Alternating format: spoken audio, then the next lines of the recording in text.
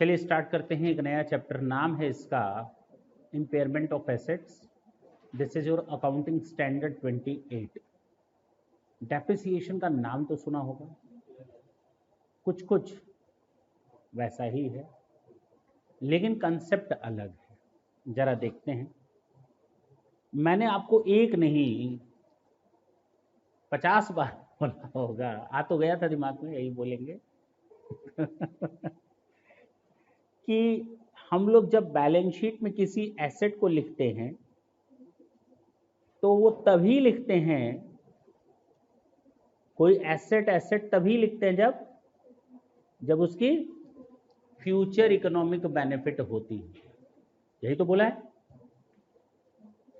सुन लेना। अगर मेरी कोई एसेट है, मान लो उसकी कॉस्ट थी 5 लाख और आज तक उस पर हम डेप्रिसिएशन चार्ज कर चुके हैं 2 लाख।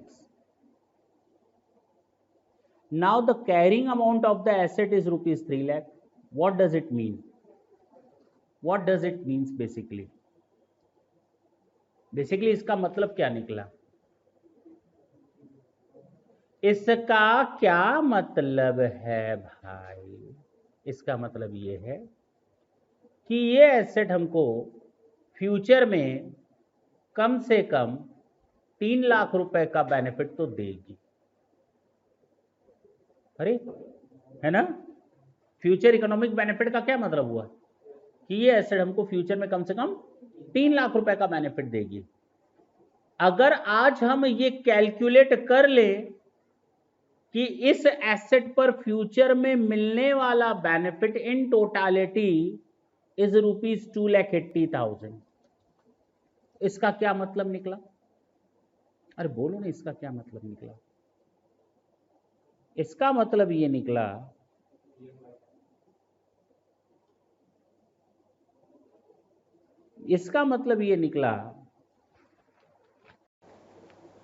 कि इस एसेट से फ्यूचर में मिलने वाला बेनिफिट 280 के बराबर होगा। Then why to show the asset at rupees 3 lakhs? मैंने कहा कोई भी asset, balance sheet is a drawing room, decorative place. आप केवल अच्छी अच्छी चीजें रखते हैं। जिन चीजों से हमें फ्यूचर बेनिफिट नहीं मिलता उसको एसेट साइड मानते हैं, उसको उतना राइट ऑफ कर देते हैं, हटा देते हैं। We were charging depreciation and we got our WDV rupees 3 lakhs. But now if we compare it with the future economic benefit, we are just going to get rupees 2,80,000 in future. जो future में cash generate होगा हमारी firm में, that is equal to rupees 2,80,000। What does it means? कि हम actual में asset को ज्यादा वैल्यू पर दिखा रहे हैं, even though we have already charged the amount of depreciation properly. उसके बाद एसेट उस लायक नहीं है कि अपनी वैल्यू से ज्यादा का प्रॉफिट दे सके या अपनी वैल्यू के बराबर का प्रॉफिट दे सके। फ्यूचर में मिलने वाला प्रॉफिट 3 लाख से कम है। कितने तक है? तो हम क्या कर रहे हैं, इस एसेट को कहां पर ले आए? 280 पर ले आए। क्या बोला? 280 पर ले आए। ये जो 20,000 हम माइनस करेंगे ना, this is your impairment of asset. इतना आसानी से हो गया ऐसा है नहीं, but this is your impairment. अगर मैं 2 मिनट के लिए आपको फिर बोल दूं कि इसकी फ्यूचर इकोनॉमिक बेनिफिट या present value of future cash flows इतना आया जो फ्यूचर में बेनिफिट मिलेगा, या इसको अगर आज हम रिकवरेबल अमाउंट यानी इसको अगर हम सेल कर दें, कर नहीं रहे एक्चुअल में, अगर हम इसको सेल कर दें तो हमें 2,90,000 मिलेगा। उड़ी बाबा, तब कितने पर शो करें इसको? हाँ, 280 या 290, 280 और 290,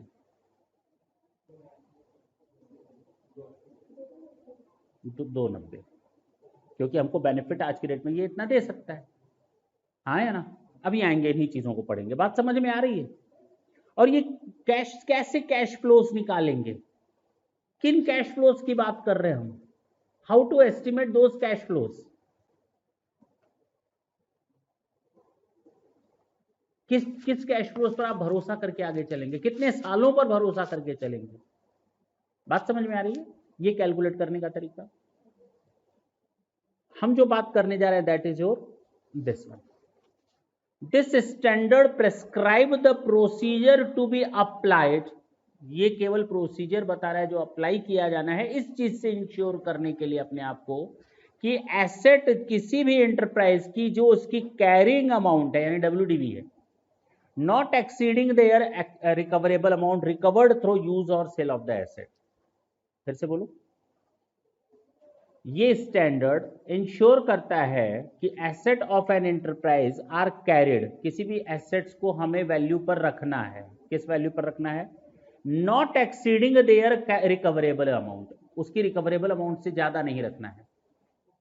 किसी भी एसेट्स को उसकी बैलेंस शीट में उसकी रिकवरेबल अमाउंट से ज्यादा, तो रिकवरेबल अमाउंट मीन्स व्हाट, आने दो थोड़ी देर, पेशेंस रखते हैं।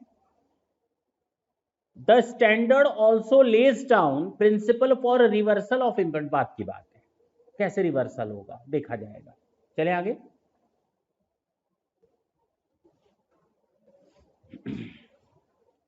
किसी भी एसेट को इम्पेयर्ड कहा जाएगा, जो मैंने अभी बताया, when the carrying amount of the asset, जब बैलेंस शीट में जो एसेट दिख रही है वो ज्यादा है, एक्सीड्स इट्स रिकवरेबल अमाउंट। बार बार देखो क्या वर्ड आ रहा है ना? तो जो दो वर्ड मैंने यूज किए थे ये दोनों कहे जाते हैं आपके, यस अब समझ में आई बात? तो कहने का मतलब ये, अभी आएंगे उस पर, कि कोई भी एसेट जो बैलेंस शीट में आप कैरी कर रहे हैं, even though after charging depreciation if you are observing that the value which we carried is in excess of the recoverable amount, the excess of that is known as impairment. Carrying amount से, जो recoverable amount से ज्यादा की figure है carrying amount तक, that is known as recoverable impairment. ठीक है ना? The requirement use the term an asset but apply equally to an individual asset और अ कैश जनरेटिंग यूनिट्स। देखो एक नई चीज आ गई, कैश जनरेटिंग यूनिट्स। अभी कैश जनरेटिंग यूनिट्स क्या, देखो नई नई चीजें, परतें खुलती जाएंगी, बाद में सब चीजें एक साथ जुड़ जाएंगी। ये कह रहा है कि एन एसेट का मतलब क्या है? Equally to an individual asset और कैश जनरेटिंग यूनिट। हम लोग ये एन एसेट का मतलब क्या लेकर के चलेंगे? हम एक पूरी यूनिट को भी लेकर के चलेंगे और एक इंडिविजुअल एसेट को भी लेकर चलेंगे। अगर इंडिविजुअल एसेट इस लायक है, एन एसेट मतलब एक एसेट का मतलब सिंगल एसेट नहीं होता, एक ग्रुप भी हो सकता है। बात समझ में आई? तो कहता है कि अगर एन एसेट का मतलब इक्वली का मतलब क्या है, उसी तरह से यूज करोगे जैसे कि इंडिविजुअल एसेट या फिर कैश जनरेटिंग यूनिट, कोई भी ऐसी यूनिट जो कैश, और ये कैश जनरेटिंग यूनिट्स क्या होती है उसकी भी डेफिनेशन देखेंगे, स्मॉल वैल्यू, स्मॉल आइडेंटिटी देखेंगे क्या है मतलब उसका। ठीक है ना? तो हमारे पास नए नए वर्ड्स क्या आ गए? Recoverable value, cash generating units, impairment of assets. हाँ है ना? ये चीजें हमारे पास नहीं है। और रिकवरेबल वैल्यू में जब हम देखें तो present value of cash inflows दिखाई दिया। दूसरा नेट सेलिंग प्राइस का वर्ड दिखाई दिया। रिकवरेबल में दो चीजें देखी थी, अगर इसको सेल कर दें तो, और दूसरा present value of cash inflows. हाँ है ना?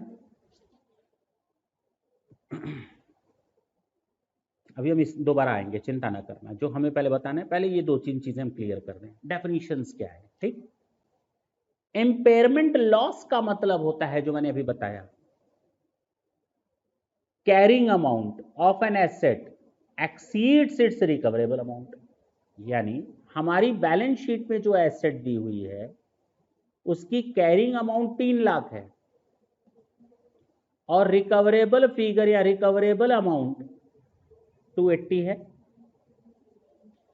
तो carrying amount of the asset in excess of the recoverable value, this is the difference of both of these two is impairment loss.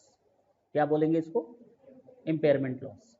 अगर रिकवरेबल वैल्यू 3,30,000 है तो कितने पर शो करेंगे? अच्छा 3,00,000। हाँ, इससे कोई लेना देना नहीं। फिर इसका मतलब जितने पर एसेट दिखा रहे हैं that is okay after charging of the depreciation. अब बात समझ में आई? तो जब ये कम होगा तो ही इसका मतलब है, तो इसीलिए कैरिंग अमाउंट बोला गया है। जब कैरिंग अमाउंट एक्सेस कर जाता है इसकी रिकवरेबल वैल्यू से तो डिफरेंस होगा हमारा इम्पेयरमेंट लॉस। पहला क्लियर हुआ? रिकवरेबल अमाउंट का मतलब क्या होता है? हायर। क्या बोला मैंने? मेरी तरह नहीं बोल पाओगे ना। हायर दो चीजों का, नेट सेलिंग प्राइस और वैल्यू इन यूज। ये जो मैंने निकाला था यहां शुरू में आते ही मैंने कहा था ना, अगर इसको हम बेच दें तो इसको हम कहते हैं नेट सेलिंग प्राइस और इसको हम लोग नाम देते हैं वैल्यू इन यूज। नई नई चीजें आ रही है ना, अभी जुड़ता चला जाएगा, टेंशन लेने की जरूरत नहीं है। रिकवरेबल वैल्यू का मतलब होता है इन दोनों में से जो अधिक हो। तो मैंने कहा 290 आया तो 290 पर रख लेना, यही तो बोला था। बाकी जो 10,000 हुआ वो हमारा इंपेयरमेंट लॉस हो गया। कहने का मतलब ये दो चीजें क्या है, नेट सेलिंग प्राइस का क्या मतलब है और वैल्यू इन यूज का क्या मतलब है। फिर से मेरे सामने एक क्वेश्चन आ गया, अभी चार्ट बनाएंगे थोड़ी देर में क्लियर होता जाएगा, फ्लो चार्ट जब बनेगा तो। फिर कह रहा है कि नेट सेलिंग प्राइस का मतलब क्या है, ये है नेट सेलिंग प्राइस का मतलब।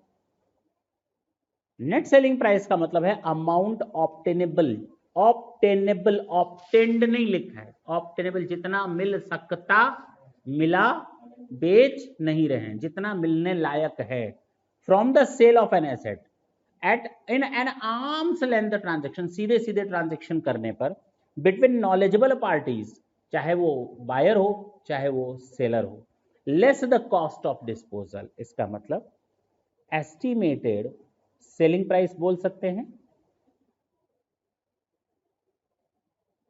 Minus cost of disposal. This is recoverable net selling price. क्या बोलेंगे इसको?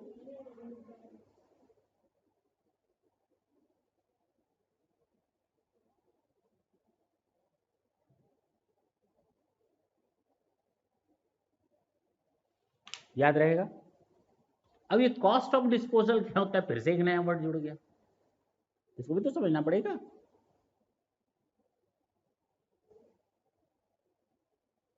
Cost of disposals are incremental cost, extra cost attributable to the disposal of an asset excluding finance cost and income tax, interest और income tax को छोड़कर। मान लो अगर हम इस एसेट को मार्केट में बेचे तो दलाल खड़े हो जाएंगे ना, हम आपका एसेट बेच देंगे, 5% कमीशन लेंगे, 3% कमीशन लेंगे। These are the incremental cost it will try to dispose of our asset, known as disposal cost या कॉस्ट ऑफ डिस्पोजल। लेकिन इसमें इंटरेस्ट और इंटरेस्ट शामिल, इनकम टैक्स और इंटरेस्ट शामिल नहीं है। अब क्लियर है? पूछो इनकम टैक्स शामिल क्यों नहीं है? पूछो इंटरेस्ट शामिल क्यों नहीं है?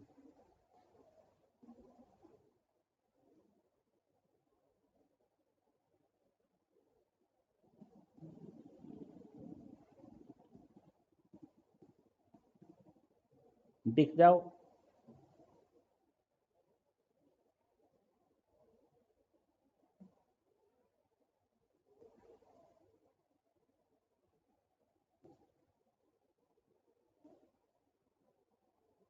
क्या बोले, समय पर मिलेगा ही नहीं। आएगा प्री टैक्स प्रॉफिट।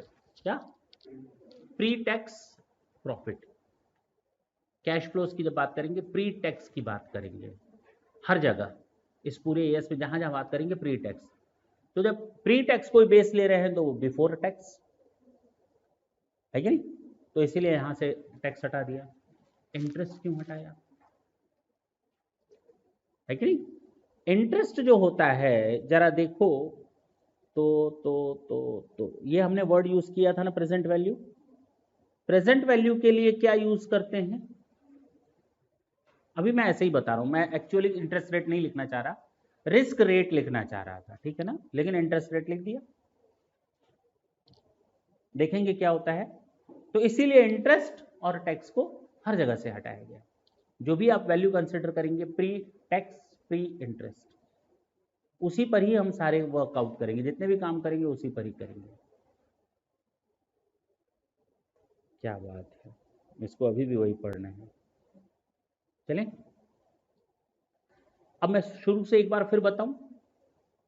मैंने कहा कि impairment of asset accounting standard 28 है, और ये बोलता है कि हम किसी भी एसेट्स की वैल्यू बैलेंस शीट में लिखते हैं। और मैंने इसके पहले 50 बार आप लोग को बताया होगा कि बैलेंस शीट हमारा डेकोरेटेड आइटम होता है, उसमें केवल डेकोरेटेड आइटम्स ही रखे जा सकते हैं, उतनी ही वैल्यू के रखे जा सकते हैं जिससे उनकी फ्यूचर इकोनॉमिक बेनिफिट मिलने वाली होती है, उस वैल्यू पर शो करते हैं।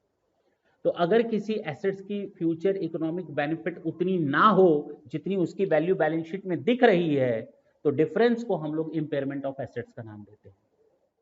हमें उससे मिलने वाली फ्यूचर इकोनॉमिक बेनिफिट अगर 2,80,000 है, but we are showing our asset at ₹3 lakh, it means the assets carrying amount is in excess of the recoverable amount, and the difference is known as impairment of assets या impairment loss.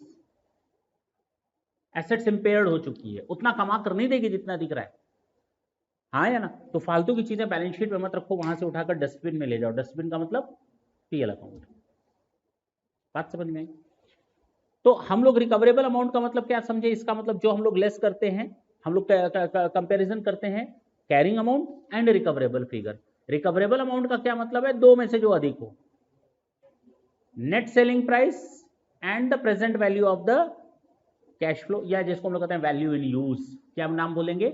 जो भी ये figure निकलेगी इसको हम नाम देते हैं वैल्यू इन यूज, या नेट सेलिंग प्राइस और वैल्यू इन यूज, जो दोनों में से हायर होगा ना, उसी को मानेंगे हम लोग रिकवरेबल अमाउंट।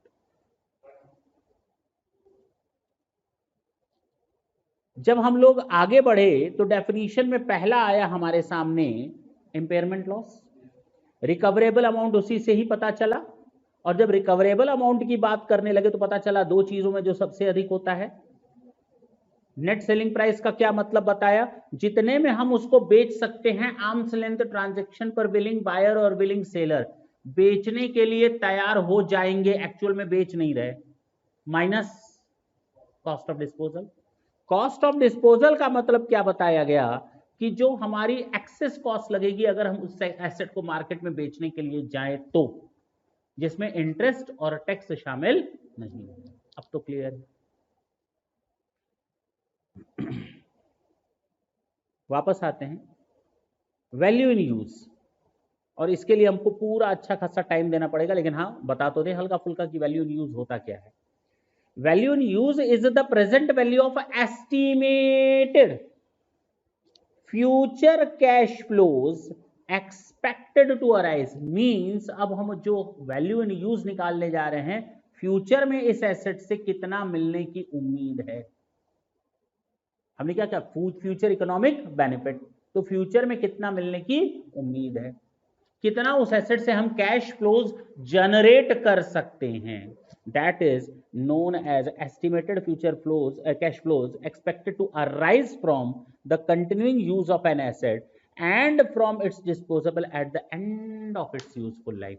मान लो उस एसेट की लाइफ 5 साल और है आज से पीछे क्या हुआ, आज से, क्योंकि आज हम मैच कराने जा रहे हैं ना कैरिंग अमाउंट को, तो आज से आने वाले 5 साल 7 साल 8 साल, मान लेते हैं 5 साल, अभी वो फिगर आएगी दोबारा आएगी, 5 साल तक इस एसेट का कैश फ्लोज इतना जनरेट होगा। पहले साल इतना ले लेंगे मार्केट से, दूसरे साल इस एसेट को यूज करके इतना ले लेंगे, 5 साल तक इतना ले लेंगे, और 5 साल बाद उस एसेट को बेच देंगे, तो वही तो आएगा बेचने पर। तो सबको जोड़ लो, उनको प्रेजेंट वैल्यू में कन्वर्ट करो, क्या करो देखेंगे। Estimating the value in use of an asset involves the following steps. ये स्टेप्स लेने पड़ेंगे आपको जब वैल्यू इन यूज निकालेंगे। पहला, estimate the future cash flows, inflows and outflows. तो मैंने सीधे लिख दिया था इनफ्लो। मैंने क्या बोला? Present value of cash inflow, शुरू में ही बोल दिया। आउटफ्लो भी तो हो सकता है, नहीं? आउटफ्लो भी तो हो सकता है, नहीं? नहीं, नेट में हमेशा इनफ्लो होगा तभी तो उसकी वैल्यू आएगी। जब आउटफ्लो होगा, एसेट यूज कर रहे हो, सब पैसा बर्बाद ही होगा, तो एसेट को दिखा क्यों रहे हो रे? हटा वहां से, जब कुछ आना नहीं है तो। किसी एसेट्स को दिखा रहे हो बैलेंस शीट में, उससे फ्यूचर में आने वाला है पैसा, तभी तो नेट तो आने वाली ही फिगर होगी, जाने वाली नहीं होगी। नेट आना जाना मिला करके आना ही होगा, ठीक है? आएगा 5 लाख, जाएगा 1 लाख, आएगा 10 लाख, जाएगा 50,000, तो नेट हमारे पास आएगा ही आएगा, तभी उस एसेट को बैलेंस शीट में दिखाएंगे। नहीं तो भैया आज ही पूरा इम्पेयरमेंट में ले जाओ, अगर सारा जाना ही जाना है तो। इसलिए मैंने वहां कैश इनफ्लो लिखा था, ठीक है? तो कहता है estimating the future cash flows expected to arise from the continuing use of the same asset and from its disposal at the end of the useful life. Now अब इसके steps क्या है? पहला, continuing use of asset and from its ultimately disposal and applying the appropriate discount rate to these future cash flows.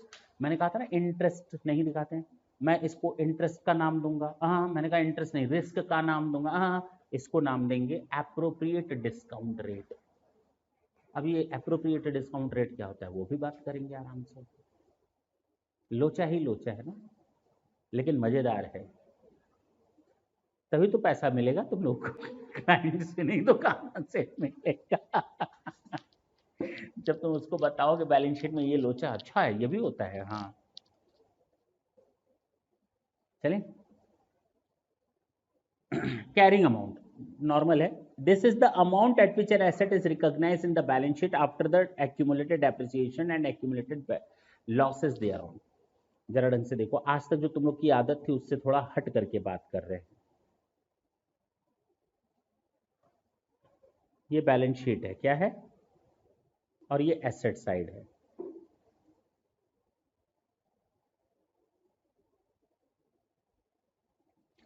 यहां पर लिखते थे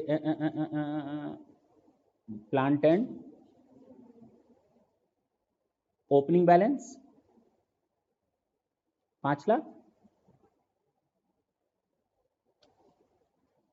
minus depreciation for the year 2 lakh.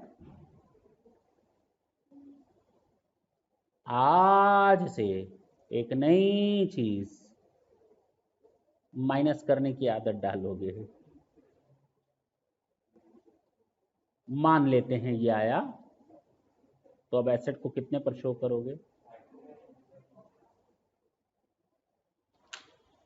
समझ में आई बात? एक नई चीज आई ना, मैंने कहा ना डेप्रिसिएशन की तरह ही है, ऐसे ही शो होता है। और यहां पर यही लिखा हुआ कैरिंग अमाउंट का मतलब क्या? Now the carrying amount of the asset is this one.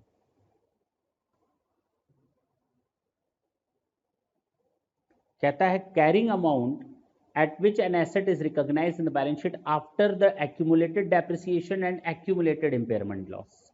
अब accumulated का क्या मतलब है बाद में बात करेंगे, फिलहाल समझ में आया? चलिए आगे। depreciation, this is the systematic allocation of the depreciable amount of an asset over its useful life, जो आज तक तुम लोग जानते थे। depreciable amount, this is the cost of an asset or other amount substituted for cost in the financial statement less its residual value. हमारी assets की cost है 10 लाख रुपए और हम इसको सैल्वेज वैल्यू मान लेते हैं या स्क्रैप वैल्यू 1 लाख रुपए। कई बार पढ़ा होगा। तो ये जो बचा 9 lakh, this is your depreciable amount. अरे बोलो, ये वो टोटल वैल्यू है जिस पर हमें डेप्रिसिएशन चार्ज करना है। चले, ये खत्म, ये खत्म, ये खत्म। यूजफुल लाइफ ये अभी पढ़ेंगे, ये भी चीज अभी बची हुई है। यूजफुल लाइफ का मतलब क्या है? एक एसेट जो आज मेरे पास है, ये माउस मान लेते हैं, तो ये एसेट है, ये माउस आज से मेरे पास ये 1 साल और 2 साल और चलेगा, तो इसका मतलब आज से इसकी यूजफुल लाइफ कितनी है, 2 साल।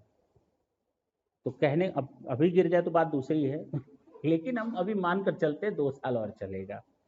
यूजफुल लाइफ इज इधर इधर इन दोनों में से कोई एक, the period of time over which an asset is expected to be use by an enterprise, जितनी मैं सोच रहा हूं उस एसेट को कितने साल यूज कर लूंगा, और the number of production of similar units expected to be obtained from an asset by the enterprise, या कितने यूनिट्स आप इस एसेट से जनरेट कर सकते हैं और इसकी पूरी लाइफ में। अब वो पूरे यूनिट्स 1 साल में निकाल लो या 4 साल में निकाल लो, ठीक।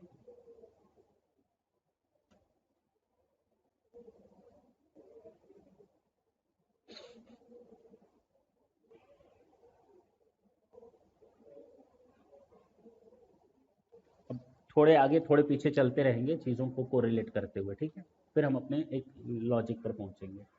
जितना अभी तक समझाया समझ में आया? पहली चीज मैंने अभी थोड़ी देर पहले कहा ना, 5 साल 5 साल 5 साल आएगा, आ गया। कैश फ्लो प्रोजेक्शन, किसी एसेट्स का जब हम फ्यूचर इकोनॉमिक बेनिफिट निकालते हैं तो दो चीजें आती हैं, कि एसेट्स को कितनी सेल्स प्राइस हो सकती है माइनस कॉस्ट ऑफ डिस्पोजल, या दूसरा फ्यूचर कैश फ्लोज, और उसमें अप्लाई कर देते हैं डिस्काउंट रेट्स का। क्या अभी सीखेंगे, इस टॉपिक के बाद वही सीखने जा रहे हैं, चिंता ना करना। क्या बोला मैंने कि समझ गया, तो हमको बोलने देना कि एसेट से फ्यूचर में कितना कैश फ्लो जनरेट कर सकते हैं और उसका डिस्काउंट रेट। मैंने उसको शुरू में इंटरेस्ट रेट बोला, फिर मैंने कहा ना ना ना ना रिस्क रेट है, फिर मैंने कहा ना ना ना ना डिस्काउंट रेट है, यही तो बोला। तो हम उस डिस्काउंट रेट को अब लेकर के चलेंगे 2 मिनट बाद। कहता है कैश फ्लो प्रोजेक्शन जो फ्यूचर में मिलने वाला है based on the most recent approved budget or forecast for a maximum of 5 years.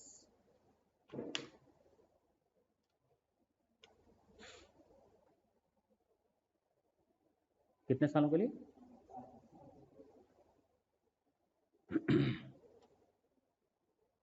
जिसको हम एक्स्ट्रापोलेशन का नाम देंगे। आने दो, एक्स्ट्रापोलेशन वर्ड पहले तुम लोग को बता दें, चलें। Cash flow projection until the end of an asset useful life are, cash flow projection until the end of an asset's useful life are, cash flow projection future के लिए जो हम काम करने जा रहे हैं उसकी यूजफुल लाइफ तक के लिए, आज से लेकर 5 साल, estimated by extrapolating the cash flow, 5 साल 6 साल 7 साल 2 साल 1 साल जो भी हो, लेकिन 1 साल से अधिक, ठीक। Estimated by extrapolating the cash flows projection based on the financial budget or forecast using a growth rate of subsequent years। कुछ नहीं समझ में आ रहा, चलो एक्स्ट्रापोलेटिंग समझ लेते हैं। अभी सब चिंता ना करना, मर्ज होता चला जाएगा, फिर बड़ी आसानी से समझ में आएगा। पहले वो वर्ड्स टेक्निकल तो दिमाग में आ जाए कि हम लोग करने क्या जा रहे हैं, बोलने क्या जा रहे हैं और किससे क्या रिलेशन है। अभी तक मैंने बोला फ्यूचर कैश फ्लो, अब उसमें जोड़ दिया मैंने एक्स्ट्रापोलेशन। मैंने कहा फ्यूचर कैश फ्लो उसको डिस्काउंट रेट से यूज करना है, अप्लाई करना है, सबका यूज करना सीखना है ना। अच्छा, 2 मिनट और कंफ्यूजन करेंगे, कंफ्यूजन देंगे, उसके बाद नहीं, चिंता ना करो। एक्स्ट्रापोलेशन का मतलब क्या है?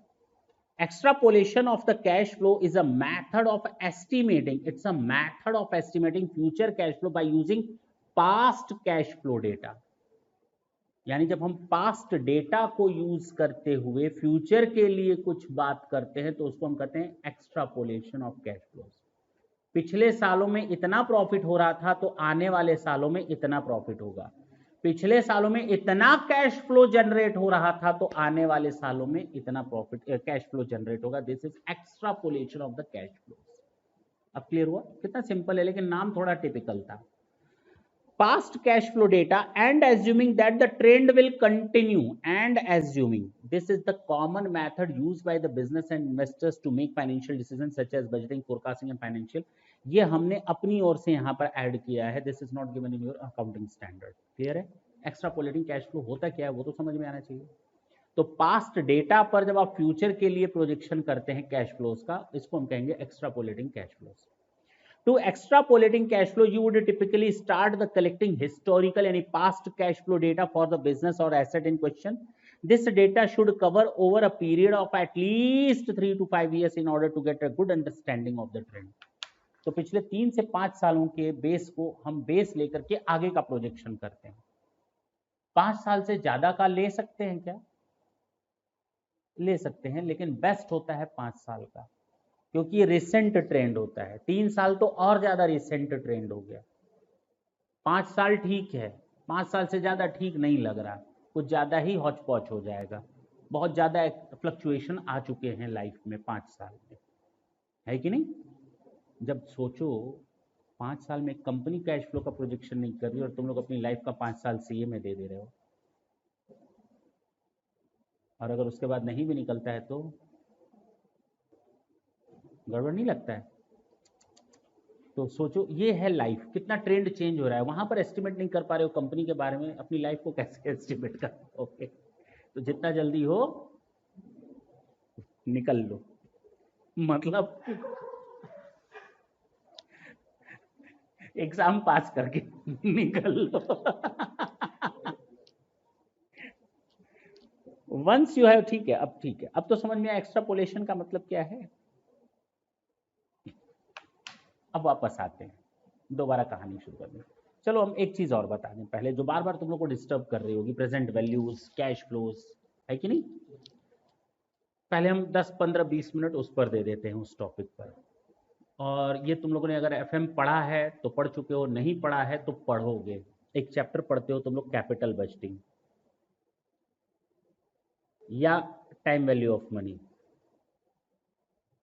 ये एफएम में पढ़ते हो और बहुत इत्मीनान से वहां पर यही पढ़ाया जाता है पूरा का पूरा. खासकर कैपिटल बजटिंग में तो पूरे के पूरे चैप्टर ही वही है. ठीक है ना? देखेंगे, लेकिन देख लेना. ठीक है, देखेंगे उधर. आज हम लोग क्या देखेंगे, यहां पर कैसे कैलकुलेट होता है.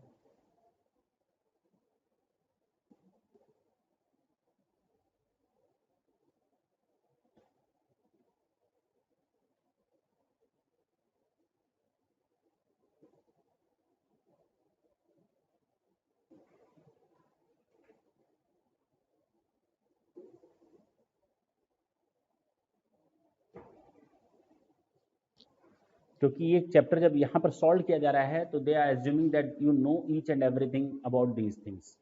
दे आर एज्यूमिंग, इन्होंने एज्यूम कर रखा है कि आप ये चीजें जानते हो. देखो क्वेश्चन नंबर 1 अगर मैं बात करूंगा,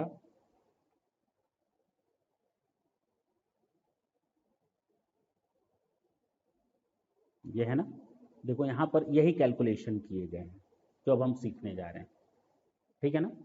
तो टेंशन ना लेना, हम लोग अपने टारगेट पर ही जा रहे हैं. लेकिन हाँ, थोड़ा तुम लोग को कुछ नहीं मालूम इसके बारे में, हम ये मानकर चल रहे हैं और सिखाने की कोशिश कर रहे हैं. हमारे पास एक मशीन है, खरीदने जा रहा हूं मैं. ढंग से सुनना, क्वेश्चन क्या है. मैं मशीन खरीदने जा रहा हूं जिसकी कीमत 1 लाख है, लाइफ 5 साल है, स्क्रैप वैल्यू 0 मान लेते हैं 2 मिनट के लिए. स्क्रैप वैल्यू 0 मान लेते हैं. ये कब खरीदने जा रहे हो? Today. You are just going to take decision whether the asset should buy और नॉट. आप ये डिसीजन लेने जा रहे हो, ये एसेट खरीदूं या ना खरीदूं. हम इस चैप्टर से हट करके बात कर रहे हैं 5 मिनट 10 मिनट. ठीक है ना? आप ये आज डिसीजन लेने जा रहे हो कि हम इस एसेट को खरीदें या ना खरीदें.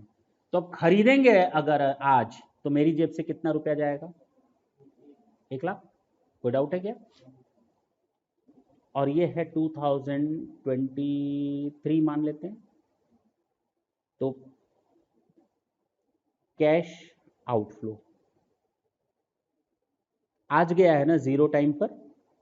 0 टाइम पर, टाइम क्या है 0, अभी मुझे डिसीजन कब लेना है? अभी, राइट नाउ। टाइम इज 0 और अभी के अभी मेरी जेब से कितने जाने वाले हैं? और अभी के अभी 1 लाख का मतलब 1 लाख रुपए ही जाएगा, यानी 0 टाइम पर 1 रुपए की कीमत हमेशा 1 रुपए ही होगी। 0 टाइम पर 1 रुपए की कीमत हमेशा 1 रुपए होगी। इसका मतलब मेरी जेब से 1 लाख रुपए कैश जाने वाला है। मेरी जेब से 1 लाख रुपए, इसको हम लोग कहते हैं, जब इसको प्रेजेंट वैल्यू से मल्टीप्लाई कर देते हैं तो ये कहलाता है present value of cash outflows.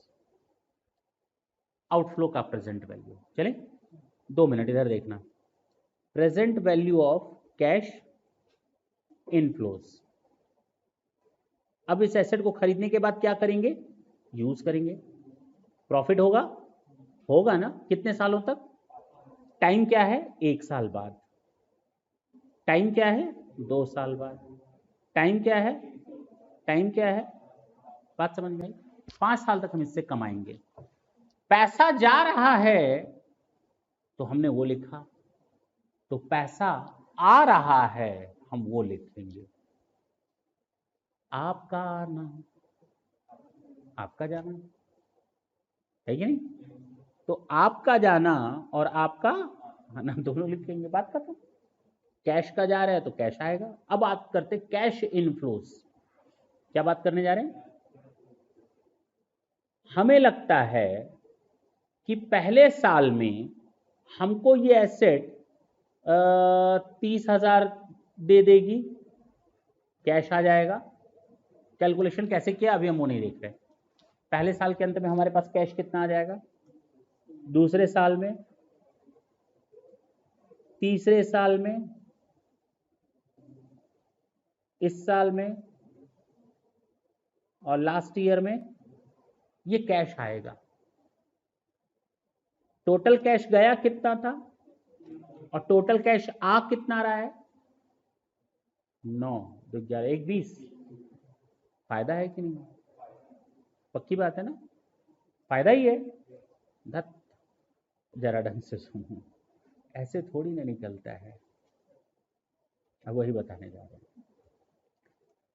जो वैल्यू आज 1 रुपए की 0 टाइम पर 1 रुपए की वैल्यू 1 रुपए है, 1 साल बाद क्या 1 रुपए की वैल्यू 1 रुपए के बराबर होगी? कम होगी या ज्यादा? यानी 1 रुपए 20 पैसे हो जाएगी। क्या बोल रहे हो? एसेट की वैल्यू कम होगी या बढ़ेगी?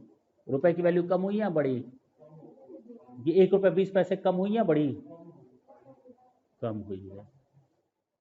जो चीज हम पहले 1 रुपए में खरीद सकते थे अब 1 रुपए 20 पैसे में खरीदेंगे तो वैल्यू कम हुई।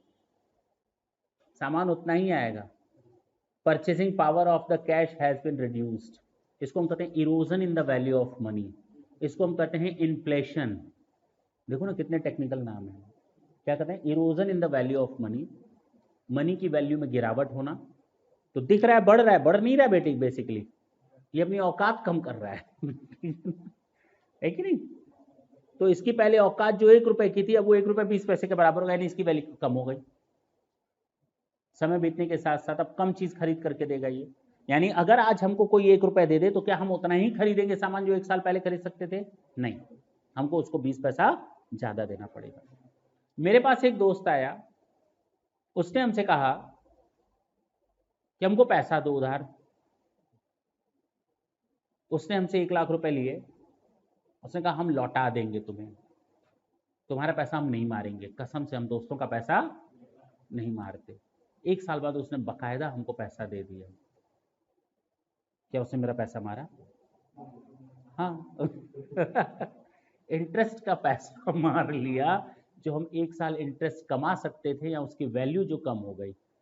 1 साल पहले हम उससे 1 लाख टॉफी खरीद सकते थे, अब केवल 80,000 टॉफियां खरीद पाएंगे, यानी 20,000 टॉफियां उसने मेरी मार ली। जो हम मीठा मीठा खा सकते ना वो नहीं खा पाए। अब समझ में आई बात? मेरे मुंह से क्या छीन कर गया? मीठा तो ये कहते हैं हम लोग erosion in the value of money. कुछ कुछ बुझाई दे रहा है कि बुझ जा रहा है? देखो हम लोग अपने टॉपिक से भटक चुके हैं, लेकिन वहां पर चौंकने के लिए हमको ये सब करना। चलें अब हम क्या मान लिए कि 20% से इस वैल्यू की अमाउंट कम हो रही है, इन्फ्लेशन रेट 20% है, मान लेते हैं। महंगाई दर, erosion in the value of money 20% कम हो रहा है, यही मान लें। तो बताओ 2 साल बाद इसकी वैल्यू कितनी हो जाएगी? 1.44 रुपए, 20% और गिर गई है ना। 3 साल बाद और कितना गिरोगे? 1.73। 4th ईयर में और कितना गिर जाओगे? 2.087। 5th ईयर में कितना गिरोगे? 2.5 लिख दे रहे हैं, ठीक है। 20% से वैल्यू बढ़ती चली जा रही है, मतलब गिर रही है। बढ़ने का मतलब एब्सोल्यूट टर्म्स में तो बढ़ रही है, लेकिन एक्चुअली रुपए की वैल्यू कंपैरेटिवली कम हो रही है। जो काम पहले 1 रुपए करता था वो आज 2.5 रुपए कर रहा है, हाँ या ना? या ये समझ लो, अब ढंग से सुनना, ये लिखे हैं टाइम। क्या लिखे हैं? पैसा हम आज लगा रहे हैं मशीन में, वॉशिंग मशीन में नहीं, हम पैसा आज लगा रहे हैं उस मशीन के इन्वेस्टमेंट में। तो डिसीजन कब लेने जा रहे हैं? आज। और ये पैसा कब मिलने जा रहा है? 1 साल बाद। तो क्यों ना हम जिस तरह इसको आज की डेट में लगाए हैं, क्यों ना इस 1.20 रुपए को भी हम कन्वर्ट कर दें आज की डेट में, इस 1.44 रुपए को भी कन्वर्ट कर दें आज की डेट में, इस 1.73 को भी कन्वर्ट कर दें, इसको भी आज की डेट में कन्वर्ट कर दें, और इसको भी आज की डेट में कन्वर्ट कर दें। ये आज की डेट में जाना और ये आज की डेट में आना। आज के आज गया और आज के आज आया, तब तो कंपैरिजन कर पाओगे, है ना। चलो चलो चलो, एक काम करते हैं, सबको हम ईयर 1 में कन्वर्ट कर दें। तो सुनो, ऐसा भी तो तुम लोग सोच सकते हो ना, घटिया कि सुनो, कि इस 1 रुपए को भी 1 साल बाद में कन्वर्ट कर दें, जो जा रहा है अभी, और बाकी जो आ रहे हैं उन सबको भी 1 साल में, पहले साल में कन्वर्ट कर दें। बोल सकते हो कि नहीं बोल सकते? डिसीजन ले सकते हो, नहीं ले सकते? 1 साल बाद ले लेना। डिसीजन कब लेना है? आज। और आज की वैल्यू कितनी है? 1 रुपए की वैल्यू 1। टाइम कौन सा चल रहा है? 0। तो डिसीजन आज ले रहे हो तो सबको आज की डेट में कन्वर्ट करके अपने वैल्यू को दिखाओ ना। ले सकते हो, सबको 1 पर कन्वर्ट कर दो, सबको दूसरे साल में कन्वर्ट कर दो, सबको तीसरे साल में कन्वर्ट कर दो, you will find the same result, but it is illogical, because right now we are just going to take decision to convert it all the future values in today's term। अब बात समझ में आई? कर सकते हो, कोई प्रॉब्लम नहीं है। Will find the same result, values change हो जाएंगी लेकिन रिजल्ट वही आएगा सबका। मत करो, या तो सब में करो या तो सब में मत करो, एक ही रिजल्ट आएगा। चले, तो अब सबको किस में कन्वर्ट करें? Today's value. इसको आज प्रेजेंट वैल्यू में कन्वर्ट करते हैं। किस में कन्वर्ट कर रहे हैं? चलो ऐसे तो छोड़ देते हैं, छोड़ दो। सुन लो, 30,000 कब मिल रहा है हमको? 1 साल बाद। और 1 साल बाद 1 रुपए की वैल्यू कितनी है? और आज की डेट में कितनी है इस 1 रुपए की वैल्यू? तो 1.20 रुपए को 1 रुपए में कन्वर्ट करो, यानी 30,000 डिवाइडेड बाई 1.20 रुपए इंटू 1। सुन लो, बात समझ में आई? तो तुम लोगों ने क्या किया? 30,000 डिवाइडेड बाई, ऐसे ही तो किया, कितना आ गया? 25,000। तो हमने यहां लिख दिया 1 साल बाद 25,000 नहीं मिल रहा, हाँ ये बोलो कि आज की डेट में 25,000 मिल रहा है। चलो 2 साल बाद हमको कितना मिला था? 40। इसको कन्वर्ट कर सकते हो कितना से? ऐसे करके कितना आ गया? यार है 3 साल बाद जो 20,000 आ रहा है 1 डिवाइडेड बाई 1.73 इंटू 20,000 कर सकते हो।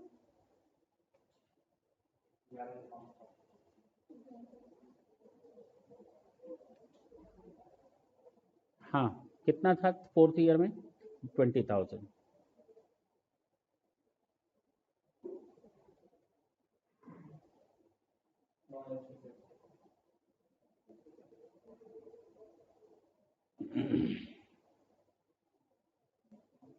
चार हजार ना, इन सबको टोटल कर लो।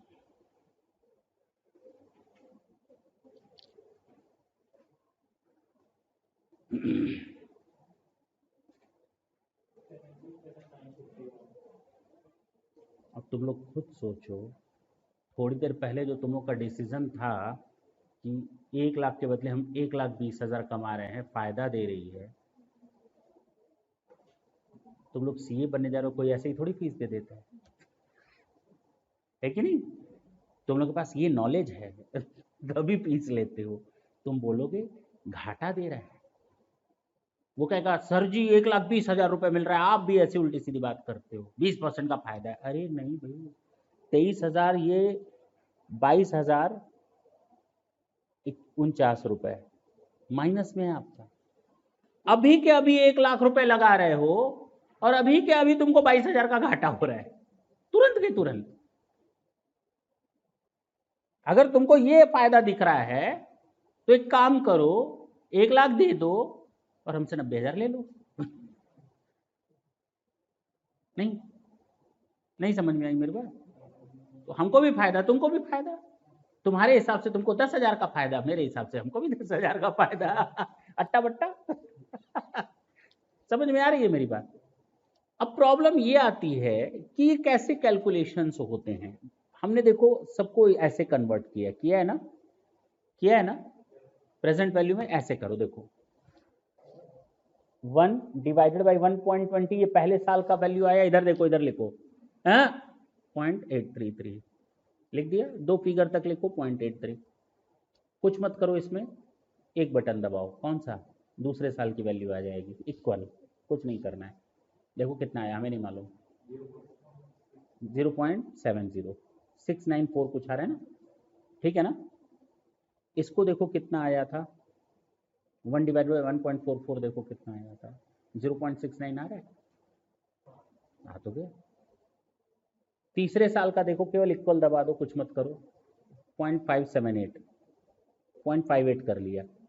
मल्टीप्लाई करो इससे, देखो हाँ हाँ मल्टीप्लाई करो, देखो मैच कर रहा है कि नहीं सब। अरे 100 200 300 का फर्क आएगा फ्रैक्शंस के कारण, आ रहा है, आ रहा है, सब आ रहा है। 100 200 का फर्क सब में आएगा फ्रैक्शंस के कारण। इतने डिजिट है ना, हम लोग 2 ही डिजिट ले रहे हैं। 0.48 0.40,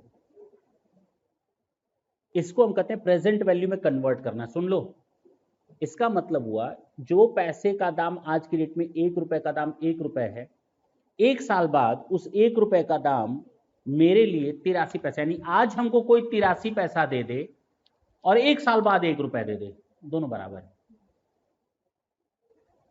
समझ गए? आज हमको कोई 83 पैसा दे दे और 1 साल बाद 1 रुपया दे दे, मेरे लिए दोनों बराबर है। आज की डेट में कोई हमें 70 पैसा दे दे और 2 साल बाद 1 रुपया दे दे, मेरे लिए दोनों बराबर है। आज की डेट में हमको कोई 58 पैसा दे दे और 3 साल बाद 1 रुपया दे दे, दोनों मेरे लिए बराबर है।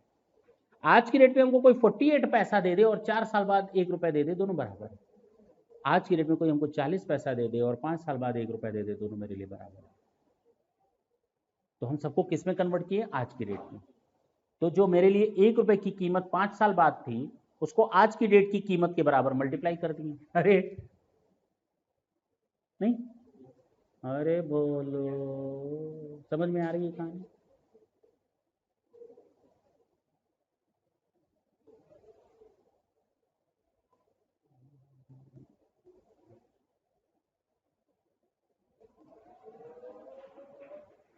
इसको हम लोग कहते हैं प्रेजेंट वैल्यू, ये जो आया present value of cash inflow, और ये हो गया present value of cash outflow. इसको हम कहते हैं नेट प्रेजेंट वैल्यू, एनपीवी। ये सीखोगे तुम लोग पूरा का पूरा, नोट कर लो इसको। तो उसके बाद फिर कुछ इसमें बता ही दें जब इतना कर लियो तो।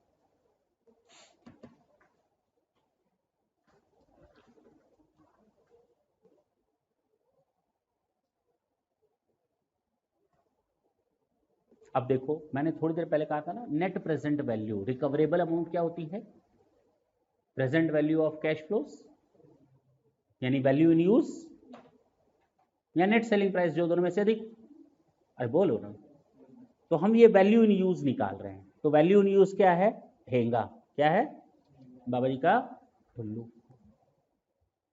वैल्यू इन यूज क्या है? कुछ नहीं, फालतू में तुम एसेट रखे हुए हो।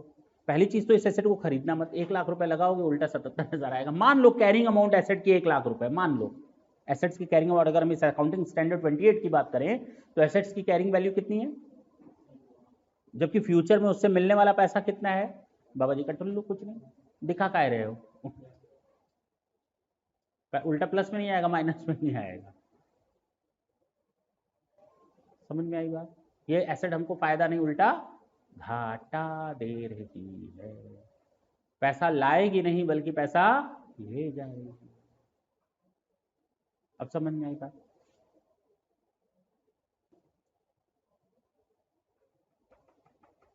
सुन लो, सुन लो। ये 20% हमने माना क्यों? पहली चीज, मैं 20% मानूंगा तो क्या तुम 15% मानोगी? तुम 10% मानोगे? हो सकता है, डिपेंड्स। सबकी सोच अलग अलग है। कोई सोचता है 1 रुपए लगा करके हम 20% कमाएं, कोई कहता है 1 रुपए लगाकर हम 10% कमा लें तो ठीक, कोई कहता है 1 रुपए लगा करके 3 रुपए कमा लें तो ठीक। तो ये 20% वाले के लिए घाटे का सौदा है। किसके लिए? जो ये सोचकर चल रहा है हमारी फर्म का, हमारी कंपनी का required rate of return, rate of risk, future cash flow जो जनरेट होना चाहिए, नॉर्मल टेंडेंसी, वो 20% की है, तो वो ये कैलकुलेशन करेगा। लेकिन यही एसेट अगर किसी दूसरे बंदे के पास है, किसके पास है? किसी दूसरे बंदे के पास है, और वो रिक्वायर्ड रेट ऑफ रिटर्न 8% लेकर के चल रहा है। कितना? इसने कितना लिया था? उसको लगता है अगर 8% भी मिलेगा देन दैट इज ओके। बोलो। तो 8% कैसे कैलकुलेट करोगे? जरा कैलकुलेटर उठा लो। 1 डिवाइडेड बाई 1.08 पहले साल का आ गया। इधर देखना, 0.93। बोलो।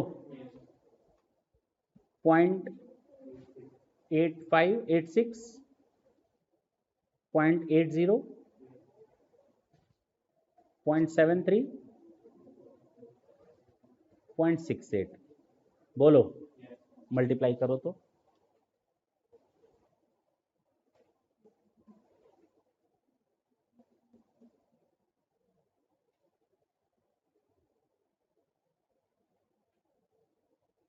टोटल करो।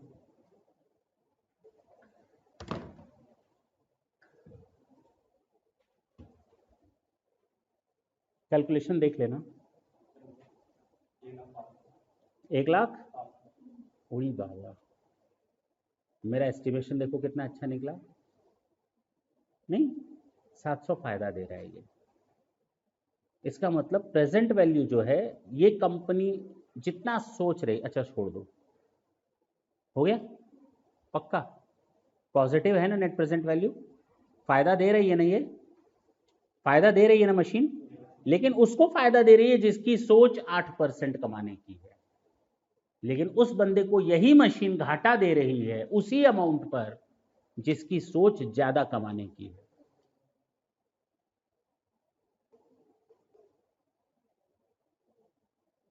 चलें आगे। मान लेते हैं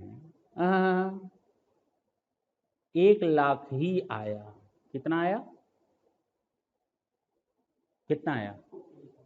टोटल 1 लाख आया। इधर एनपीवी कितना हो गया? क्या करें? घाटा हुआ या फायदा हुआ? पता ही नहीं चल रहा है। घाटा हुआ कि फायदा हुआ?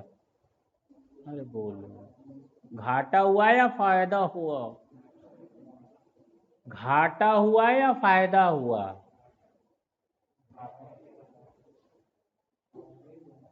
जी, ये फायदा हुआ। उल्टा सोच है तुम लोगों का। तुम मान कर चल रहे थे 8% कमाएंगे, तो ये 8% दे तो रहा है तुमको, एग्जैक्ट वही दे रहा है जो तुम सोच करके चल रहे हो। न उससे 1 रुपए कम, न उससे 1 रुपए ज्यादा। ये जो इसके पहले आया था 1,07,000 आया था ना, तो इसका मतलब जितना हम सोच रहे हैं उससे 700 रुपए ज्यादा मिल रहा है। घटिया सोच। नहीं समझ में आएगा। जितना हम सोच रहे थे उससे भी 700 रुपए ज्यादा दे रहा है। We were thinking about to earn asset the rate of 8% on the same type of asset and we were just earning more than 8%। अरे हम 8% से ज्यादा कमा रहे हैं भाई, कैसे कह सकते हो घाटा है? और जीरो कहने का मतलब, ऐसे कई लोग बोलते हैं, हम तो शॉक्ड हो जाते हैं जब सुनते हैं लेक्चर्स में, if we are just earning zero it means we are indifferent. We are indifferent. या कुछ लोग कहते हैं कि नहीं खरीदो। अरे भैया, ये तो तुमको फायदा दे रहा है जितनी तुम्हारी सोच है। लेकिन अगर ये 500 चलो 2 मिनट के लिए माइनस में भी आ जाए, तो मेरी सोच के हिसाब से 500 माइनस है, लेकिन हो सकता है जो 7% का अर्निंग सोच रहा हो उसके लिए फायदा हो। अब समझ में रहे हो बात? कितनी छोटी छोटी चीजें हैं। तो बेसिकली ये आज की डेट में जितना हम सोच रहे हैं उससे 700 ज्यादा, 8% तो दे ही रहा है, उसके ऊपर भी 700 दे रहा है। तो ये फेवरेबल है भाई, 100% फेवरेबल है। 1 रुपए भी ज्यादा देता तो हमारी सोच से ज्यादा दे रहा था। अरे भाई सही है ना? ये चैप्टर तुम लोग कंप्लीट पढ़ोगे कैपिटल बस्टिंग में। सोचो तुम लोगों ने कितना बढ़िया तरीके से कर लिया। उस समय बड़ी आराम से समझ में आएगा अगर नहीं पढ़े हो तो। चलें, सेम यही चीज यहां पर भी हम लोग को जो प्रेजेंट वैल्यूज निकालनी है ना, सेम यही टेक्निक यूज करके निकालनी है। और जब हम बार बार इंटरेस्ट रेट या इन्फ्लेशन रेट या डिस्काउंट रेट की बात कर रहे थे ना, वो इसी के बारे में बोल रहे थे कि किस रेट को अप्लाई किया जाए। अब तुम लोग खुद सोच करके बताओ। हमें 2 चीजें चाहिए वैल्यू इन यूज निकालने के लिए। वैल्यू इन यूज निकालने के लिए पहला फ्यूचर का प्रोजेक्शन कैश फ्लो का, और दूसरा उसका अप्लाइंग रेट ऑफ रिटर्न। अगर ये 2 चीजें मिल जाएं तो हम वैल्यू इन यूज निकाल लेंगे। तो सुनो सुनो, वैल्यू इन यूज का मतलब यहां पर ये नहीं होगा जो तुम लोग पढ़ रहे थे। ये तो तुम लोग कैपिटल बस्टिंग के हिसाब से पढ़ रहे थे। वैल्यू इन यूज का मतलब यहां पर इस वैल्यू से है। वैल्यू इन यूज का मतलब इस वैल्यू से है। अब समझ में आया? जितना इससे मिलेगा फिलहाल देखेंगे, वो भी चिंता ना करो, ठीक है? क्योंकि यहां पर हम एसेट खरीद नहीं रहे हैं। अकाउंटिंग स्टैंडर्ड 28 कहता है जो एसेट आपके पास ऑलरेडी है, हम उसके बारे में वैल्यू इन यूज निकाल रहे हैं। समझ में आई बात? पक्का ये चीजें करके आओगे? हमें मालूम है इंटरेस्टिंग है। अब तुम लोग को इसमें मजा आएगा, क्योंकि अगर चीजें समझ में आएंगी तो मजा आएगा। नोट कर लो इसको।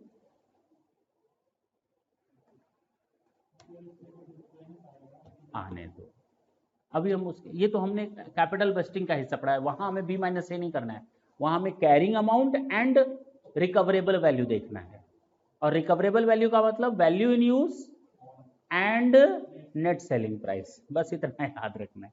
वहां एसेट हमें खरीदने के बारे में डिसीजन नहीं लेना है, वहां उस एसेट की वैल्यूज को निकालने की बात हो रही है। ऑलरेडी मेरे पास एसेट है तो ये ऊपर वाला फैक्टर तो मेरे पास रहेगा ही नहीं। कौन वाला फैक्टर? ये कैश आउटफ्लो वाला, ये रहेगा ही नहीं मेरे पास। वो तो ऑलरेडी बैलेंसिंग फिगर हमारे पास ओपनिंग बैलेंस दिया है एसेट का, तो हमको वहां पर किस चीज से मतलब रहेगा? केवल ये वाला वैल्यू इन यूज वाला, ठीक है ना?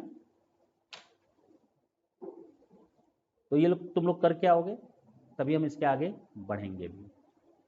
पक्का? थैंक यू बच्चों।